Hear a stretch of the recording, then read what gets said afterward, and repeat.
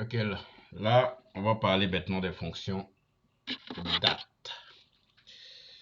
Et je me mets sur le micro, je pense que c'est mieux. Voilà. Oui, ça a déjà démarré.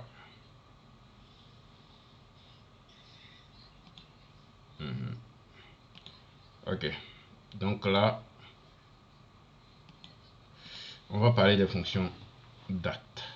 Donc, pour débuter, on va commencer avec la fonction jour, la fonction mois et la fonction année. Donc, qu'est-ce que la fonction jour fait? La fonction jour nous ramène le nombre de jours sous forme de nombre entier de 1 qui varie de 1 à 31. Ce qui veut dire qu'on a maximum 31 jours dans le mois. Et la fonction mois permet d'extraire le mois sous forme de nombre entier de 1 à 12. Ce qui veut dire qu'on a maximum 12 mois dans l'année.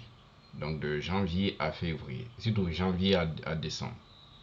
Et on a la fonction année qui permet d'extraire l'année d'une date qui part de 1900 à 99, donc 9999. Et ici, qu'est-ce que nous allons faire exactement? On va utiliser la fonction jour ici pour récupérer la partie jour de cette date. Donc je suis là, égal, jour, je récupère et je fais entrer. Et là, on se retrouve avec 14 ici. Pourquoi? Parce que ici, la partie jour, c'est le 14. Donc on peut dupliquer. Et là, partout, on voit que la fonction a extrait effectivement la partie jour de la date. On vient là, on va utiliser la fonction mois. Ok, je récupère ça et je lui dis voilà la date. Donc je ferme ma parenthèse. Donc c'est une seule information, il y a un seul argument qu'on met à l'intérieur. Je fais entrer et automatiquement la partie 4, la partie mois a été extraite. Donc ici on a 0,4, donc on voit ici il y a 4. Donc je duplique et je vais voir que automatiquement il a extrait les parties mois de chaque date. Je viens ici, je vais dire également année. Je récupère la date en question et entrée. Ok. Ok. Donc j'ai extrait la partie date de tout. Tout ça peut être pertinent quand on est dans les histoires de fonctions qu'on peut imbriquer pour obtenir certains résultats. Imaginez tout de suite que je suis là et que je dis par exemple, on va, en fonction de la date ici, on va pénaliser, ensuite on va afficher une information en fonction des différentes années qui sont là. Donc par exemple, si je dis que à partir de toutes les dates qui sont, je vais afficher une information en fonction de toutes les dates, donc je suis là, égal, si par exemple, ok, l'année, donc année, de cette date, ok, si c'est supérieur à 2019, supérieur ou égal, voilà, je préfère ça, supérieur ou égal à 2019, alors on va afficher par exemple une information. Donc on va afficher par exemple, si c'est réellement le cas, on va afficher à jour, n'importe quoi, à jour. Et si ce n'est pas le cas, on va afficher retard. En guillemets, bien sûr, puisque c'est du test.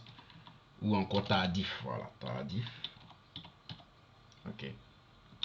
Et je ferme ma parenthèse, je ferme mon guillemet et je ferme ma parenthèse. Donc ce qu'on a dit ici, c'est si l'année de cette date est supérieure ou égale à 2019, à ce moment, on va afficher à jour. Sinon, on va afficher tardif. Et quand j'ai fini ma fonction, je fais entrer. Donc ici, automatiquement, il me dit à jour parce que c'est supérieur et égal à 2019. On a bien mis supérieur ou égal à 2019. Donc ici, il affiche à jour. Et je peux faire comme ça. Tardif ici parce que ce n'est pas supérieur ou égal à 2019. Donc, juste un petit cas d'exemple qu'on peut utiliser pour afficher certaines informations. Donc, toutes ces fonctions, on les voit. Je vous montre ici comment les utiliser et ainsi de suite. Après, dans les cas réels, on essaie de faire des combinaisons de fonctions pour pouvoir résoudre souvent des problèmes. Donc, si vous avez vu la fonction si vous avez vu toutes les fonctions que nous avons vues jusqu'ici, l'objectif c'est de pouvoir les utiliser dans certains cas pour résoudre des problèmes.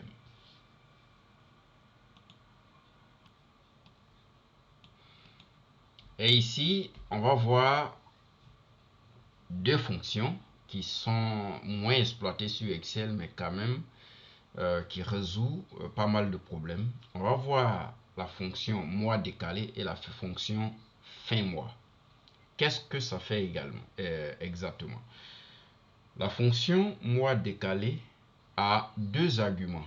Ça veut dire quoi? La date de départ et le nombre de mois qu'on veut en fonction de ça, on veut créer l'échéance ou encore on veut faire un décalage. Donc la dernière partie qui est ici NB mois, NB de mois, nombre de mois, ça s'exprime toujours en mois. Donc si je vous dis que ça c'est 2 ans, vous allez convertir les 2 ans en mois. Donc ça va vous faire 24 mois.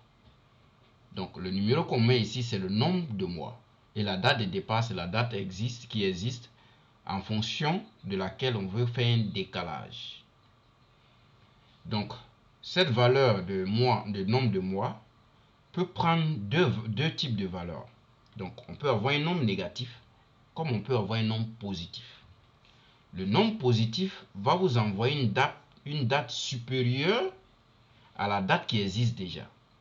Donc ça va faire un décalage dans le futur. Et le mois et le nombre négatif va vous envoyer dans le passé. Donc une date qui est inférieure à la date en fonction de laquelle on fait un décalage. Donc je reprends. Le nombre positif va vous faire un décalage dans le futur et le nombre négatif va vous faire un décalage dans le passé. Donc qu'est-ce qu'on fait? On est là par exemple, je mets une date aujourd'hui. Et qu'est-ce qu'on veut faire? On veut faire un décalage. Quelqu'un par exemple prend une marchandise avec vous et la personne veut rembourser peut-être 6 mois après. Donc nous ce qu'on veut faire, on veut automatiser de telle sorte que en fonction de la date de prise de marchandise et en fonction du nombre de mois que la personne va me dire, automatiquement je puisse trouver la date, l'échéance du paiement. Donc je suis là, je vais lui dire égal fin mois, date de départ. Donc je vais prendre ça, point virgule, le nombre de mois. Donc le nombre de mois c'est, je vais par exemple comme on dit 6 mois, donc je vais mettre 6 mois et je vais faire ma parenthèse et faire entrer. Donc automatiquement ça me donne, j'ai utilisé quoi? Fin mois. Non, c'est pas fin mois, c'est mois décalé plutôt, on devait utiliser. Désolé. Mois décalé. Voilà. Entrée. Donc mois décalé va me donner 12 11e mois 2024. Ça veut dire il fait 6 mois plus la date d'aujourd'hui. Et automatiquement je tombe à ça. Ok.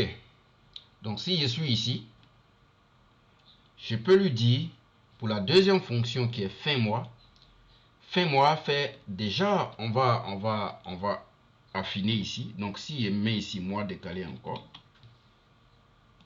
cette fois-ci la date de départ point virgule,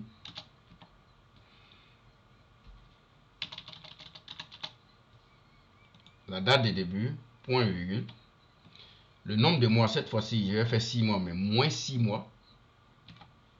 Et vous voyez automatiquement ici que je reviens. Attends, je vais formater en date.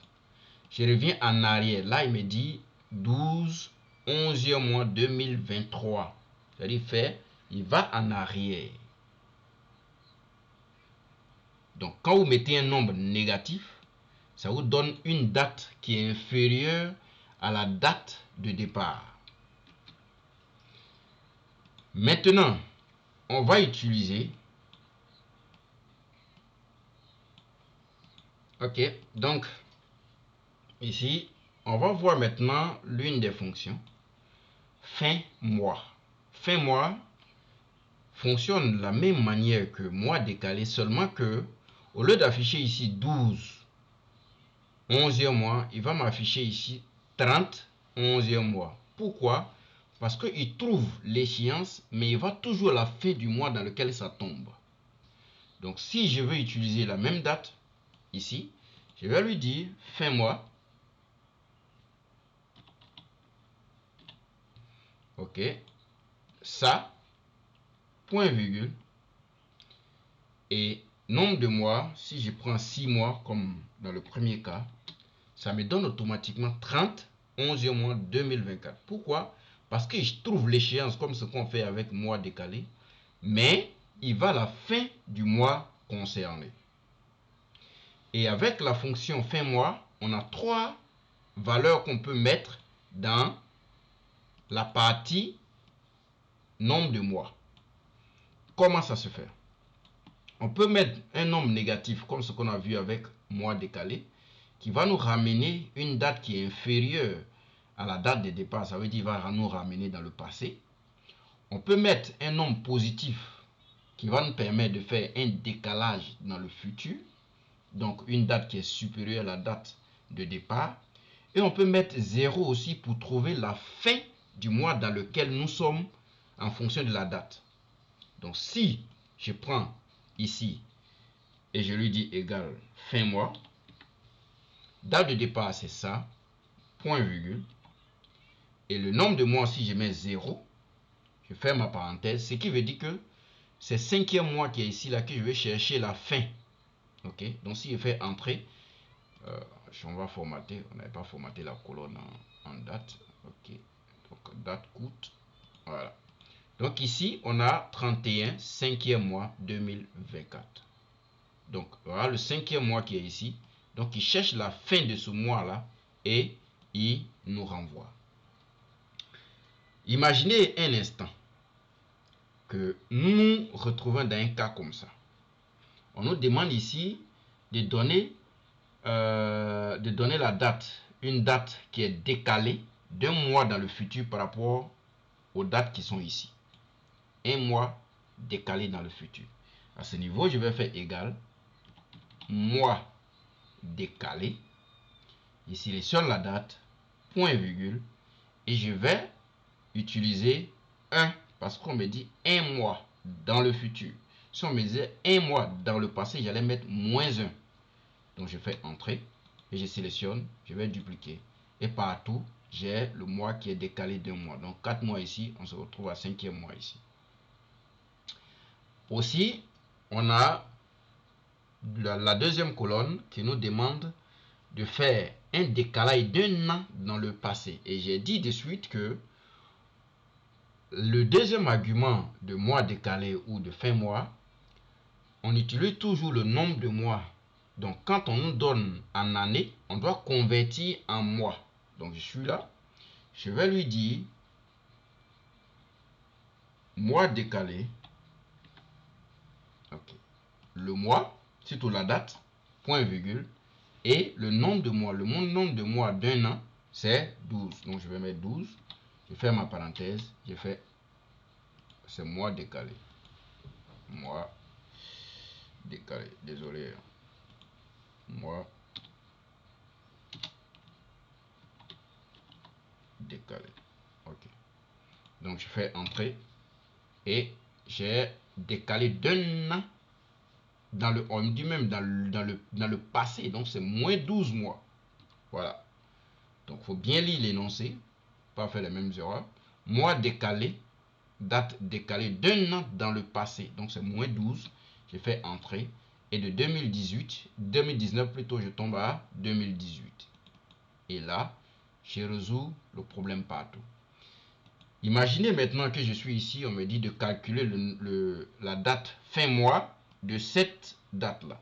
Donc je suis là, je lui dis égal fin mois,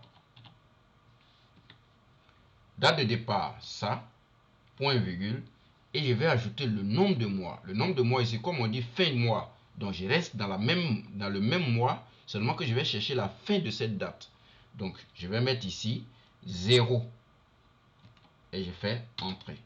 Donc automatiquement, j'ai 34 mois 2019. Donc j'ai 14, 4 mois 2019. Donc il va chercher la fin de cette date-là et il va afficher. Et comme avril c'est 30, ça finit par 30.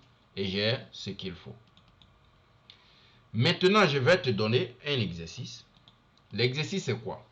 C'est que on a ces dates-là et on veut trouver la date de début de chaque date. Ici, on est 14. Donc, on veut chercher le premier de cette date, le premier de cette date, le premier de cette date, le premier de cette date, et ainsi de suite. Donc, nous voulons avoir ces dates-là, peut-être dans cette colonne.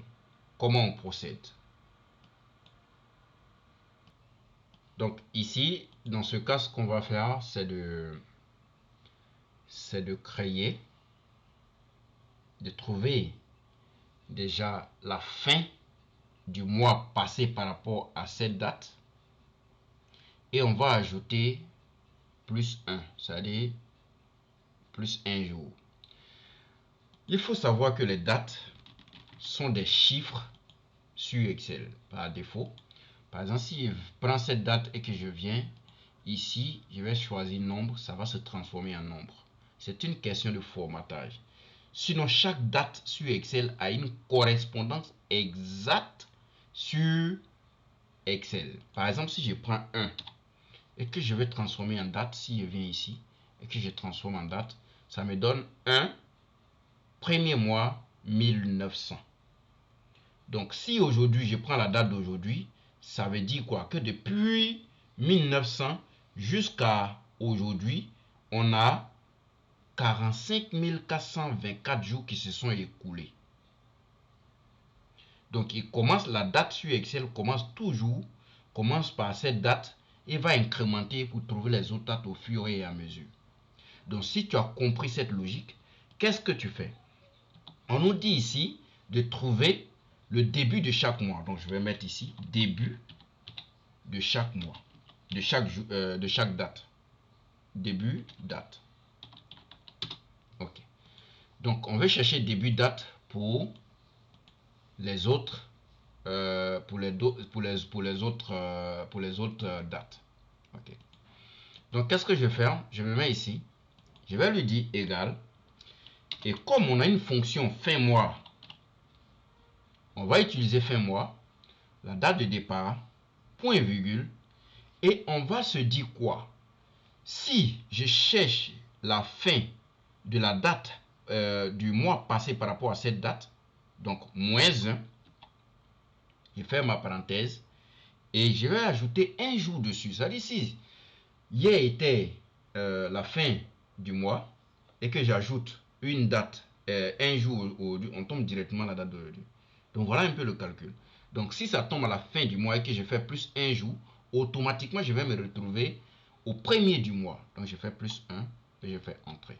Donc je tombe ici au début de chaque mois par rapport à cette date. Et je suis là, je vais dupliquer tranquillement. Et j'ai tout le résultat. Vous voyez, c'est que tout est 1, 1, 1, 1, 1, 1, 1, 1, 1 et ainsi de suite. Voilà. Donc voilà comment on peut utiliser la combinaison de ces petites fonctions pour résoudre des cas réels en entreprise. Nous allons voir maintenant la fonction date-diff. Qu'est-ce que la fonction date-diff fait? Déjà, ce qu'il faut savoir, c'est que la fonction date-diff n'est pas documentée dans Excel. Donc on ne voit pas. Donc si je fais comme ça, égal date, vous voyez ici qu'il y a date, mais il n'y a pas date. Il n'y a pas date diff. Or, date diff, c'est une fonction qui vraiment règle pas mal de problèmes côté RH et ainsi de suite. Donc, nous allons essayer de voir ensemble comment on peut résoudre des problèmes avec la fonction datif. Généralement, c'est pour calculer la différence entre deux dates. Donc, l'avantage avec ça, c'est que tu peux calculer la différence en mois, tu peux calculer la différence en année, tu peux calculer la différence en nombre de jours. Donc, on peut calculer l'échéance, non, j'ai pas de l'échéance, on peut calculer toujours l'ancienneté, ou bien nombre, comment on appelle ça? On peut calculer également nombre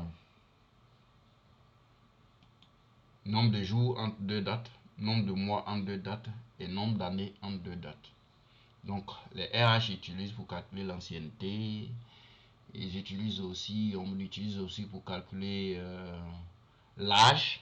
Ok, l'âge, si on veut l'âge en mois, si on veut l'âge en année, et l'âge en jour, on peut le faire avec ça. Mais d'abord, il faut maîtriser cette fonction. Parce que comme ce n'est pas documenté, tu n'auras pas d'aide. Donc, il faut maîtriser la syntaxe. Et la syntaxe est simple. On va écrire date diff. On va maintenant utiliser surtout la date de début et la date de fin. Donc, la date de fin doit être supérieure ou égale à cette date-là, à la date de début. Date de fin doit être supérieure ou égale à la date de début. Et l'intervalle ici, c'est en quoi on veut afficher le résultat. Si c'est en année, on va mettre Y en guillemets. Si c'est la différence en mois, on va faire en M. Et si c'est la différence en jour, on va mettre D. Maintenant, il peut arriver qu'on a enlevé le nombre d'années. Et quand on veut voir, quand on enlève le nombre d'années, il reste combien de mois? À ce niveau, on va écrire YM. Pour récupérer l'année, c'est-à-dire quand on enlève l'année dedans, là, il reste combien de mois? Parce que il compte l'année quand ça atteint effectivement 12 mois. Maintenant, si ça n'a pas encore atteint 12 mois, que c'est par exemple à 10 mois, il faudra qu'on puisse récupérer avec une fonction. Et ça, il sait bien le faire. Et on a YD.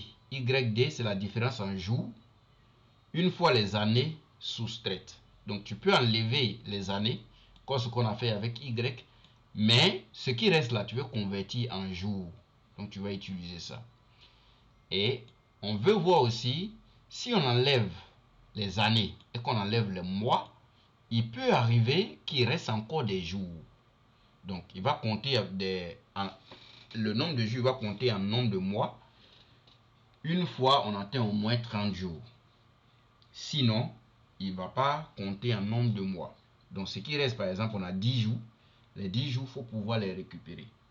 Donc, voilà le travail qu'on va mettre en pratique ici. On a ici les différentes dates de naissance. Et on veut voir ici l'âge en année. Donc, je vais écrire égal date diff. J'ouvre ma parenthèse. Et je vais voir ici la date de naissance. Donc, c'est ça qui est date de début. Point virgule. Et comme on ne connaît pas la date de fin, on va utiliser la fonction qu'on appelle la fonction aujourd'hui qui ramène la date d'aujourd'hui de manière dynamique. Donc, je fais ici aujourd'hui. Je fais ma parenthèse d'aujourd'hui. Donc, ici, on a date de départ et on a la fonction aujourd'hui qui nous ramène la date d'aujourd'hui. Donc, c'est comme si demain, automatiquement, il va calculer aussi au fur et à mesure. Donc, ça, c'est une formule qu'on utilise pour automatiser côté date. Donc, point virgule. Et il me reste maintenant le dernier argument. Le dernier argument, c'est l'intervalle. Donc, l'intervalle ici, comme ici, on veut en année, je vais écrire Y directement et je fais ma parenthèse entrée. Et j'ai ici 38 ans. Donc, je duplique sur les autres et automatiquement, je récupère.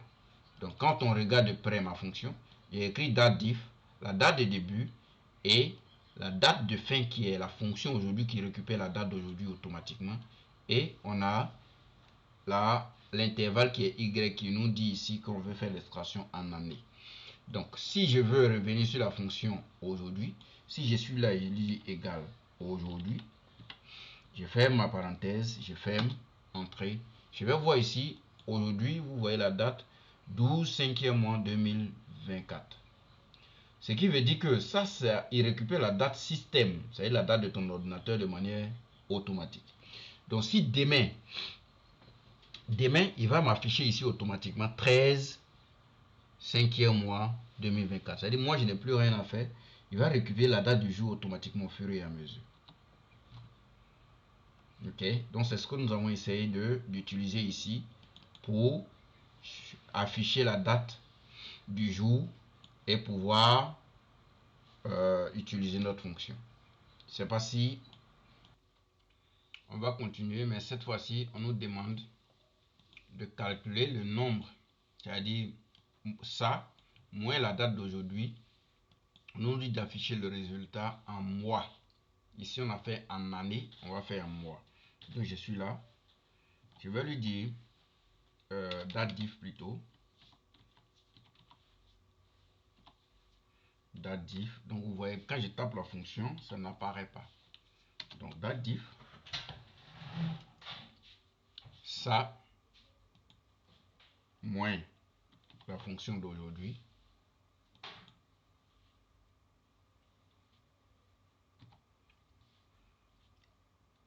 Point virgule.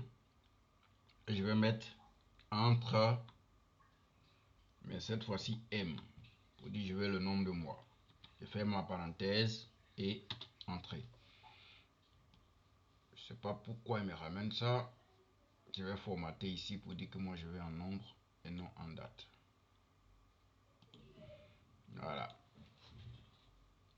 Donc ici automatiquement il me récupère en nombre de mois. Donc entre la date, cette date là et la date d'aujourd'hui, il y a 460 mois qui se sont écoulés. Donc je peux dupliquer et tranquillement. Ici on me demande un nombre de jours. Donc j'ai date diff.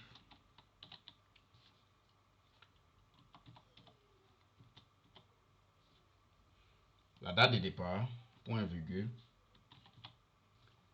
Aujourd'hui pour la fonction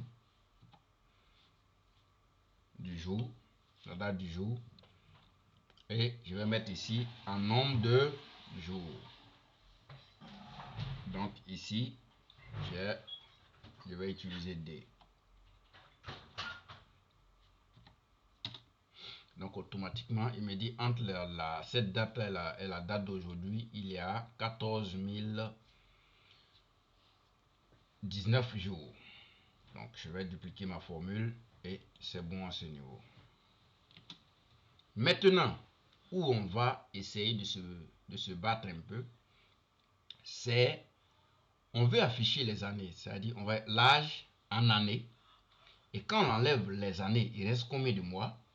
Quand on enlève le nombre de mois qui reste, il reste combien de jours? Donc par exemple, on va afficher sous ce format. On va dire 30 ans. OK. 11 mois. OK. Et 25 jours par exemple. Donc c'est ce que nous allons essayer d'afficher ici. Et il y a l'une des fonctions qu'on va utiliser, qu'on appelle la fonction de concaténation, qui permet de coller deux chaînes ou permet de coller plusieurs chaînes de caractères. Donc on a le et commercial qu'on appelle SPLUET ou encore SPLUET qu'on a l'habitude d'appeler et commercial. Donc si j'ai Fabrice ici et que dans une autre cellule j'ai Beau, si je veux concaténer les deux chaînes de caractères pour avoir l'information dans une seule cellule, je me mets ici égal, je vais lui dire cette cellule, je vais concaténer. Donc SPLUET, celle-là. Et je fais entrer.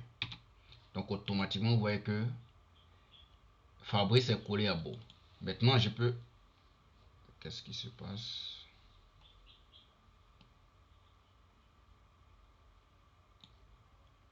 Voilà. Maintenant, je peux faire les choses autrement. Je vais dire, bon, il n'y a pas d'espace au milieu, donc il faut que j'ajoute de l'espace. Donc je vais faire guillemets, espace, guillemets et SPLUET. Donc ce que j'ai fait ici, le texte qui se trouve dans I80, j'ai collé à une chaîne de caractères vide, c'est-à-dire espace, et j'ai collé encore à la valeur de J80 qui est beau. Et quand je fais maintenant comme ça, vous voyez qu'il y a espace entre Fabrice et Beau. Nous allons voir ça un peu devant, juste après ça, quand nous serons dans les fonctions test. Mais déjà, comme on a besoin de ça pour régler ce problème, voilà pourquoi j'ai fait une petite introduction sur la fonction de concaténation. Donc ici, je vais lui dire égal date diff. J'écris produit question de fonction. Date diff. Je ouvre ma parenthèse. Et je vais lui dire, faut me récupérer l'année d'abord. Donc ici, point virgule. La fonction aujourd'hui, ferme la parenthèse de la fonction aujourd'hui, point virgule. Et je vais lui dire, affiche-moi le résultat en année, donc Y. Y qu'on met ici, ça peut être en majuscule comme en minuscule, il n'y a pas de problème. Donc je fais entrée. Donc automatiquement, je récupère les 38 ans. C'est super. Maintenant, qu'est-ce que je vais faire? Je vais coller les 38 ans à AN, au test ANS, pour dire que c'est 1, c'est année. Ok. Donc pour faire ça, je vais coller, je vais faire comme ça, SPLUET, et je vais mettre un guillemets pour séparer au moins. Ok. Et je vais ajouter maintenant, on sépare et on écrit 1 à l'intérieur. Ok. Donc ça va me faire 38 ans. Donc je ferme la parenthèse. Vous voyez là, j'ai 38 ans. Ok. Si je veux même, on va écrire en minuscule, tout en minuscule, c'est mieux. Voilà. 38 ans. Ok. Maintenant, on va coller ça aussi à la fonction qui va récupérer les mois. Donc, qu'est-ce qu'on fait? On va se mettre ici. La même chose, on va copier. On ne va pas se fatiguer. Ok. Je vais coller maintenant comment on appelle ça? À SPLUET, qui va me donner le résultat de cette fonction, qui va coller maintenant au résultat où je vais aller chercher les mois. Donc je vais ajouter espace ici pour ne pas que 1 soit collé directement au nombre de mois. Donc je vais mettre là, je vais coller, et cette fois-ci on va utiliser quelle est la fonction qu'on doit utiliser ici? On va utiliser, on a dit que YM donne la différence en mois une fois les années soustraites. Donc on a enlevé les années. On veut maintenant afficher le nombre de mois quand on enlève les années. Donc je vais ici utiliser YM. Et cette fois-ci, 1 qui est ici, je vais enlever, je vais mettre maintenant mois. Et je fais entrer. Donc ici, on a 38 ans et 4 mois que la personne a fait sur Terre. Maintenant, je suis convaincu que quand on enlève les années et qu'on enlève les mois, il va rester encore quelques jours qui n'ont pas encore atteint un mois. Pour ça, je vais utiliser la fonction, c'est tout l'intervalle MD. MD, la différence en jours, une fois les années soustraites, surtout une fois les années et les mois soustraits. Donc, ok, je suis là. Je reviens dans ma formule. Je suis là. Je vais coller encore avec la fonction SPL, oui, de concaténation. Je vais coller encore, puisqu'on avait fait copier. Et je vais coller le résultat à ce que nous avons déjà eu. Donc ici, je vais mettre un jour. Donc jour. Et ce que je vais faire, c'est que Y qui est ici ne me plaît plus. Moi, je vais écrire MD. Pour dire que si tu enlèves le nombre de mois, surtout le nombre d'années, et que tu enlèves le nombre de mois qui reste, affiche-moi le nombre de jours qui n'atteint pas encore un mois. Donc une fois que je fais ça, la formule est assez longue quand même, et je fais entrer. Donc vous voyez ici, on a 38 ans, 4 mois et 18 jours. Et là, je peux dupliquer maintenant sur les autres.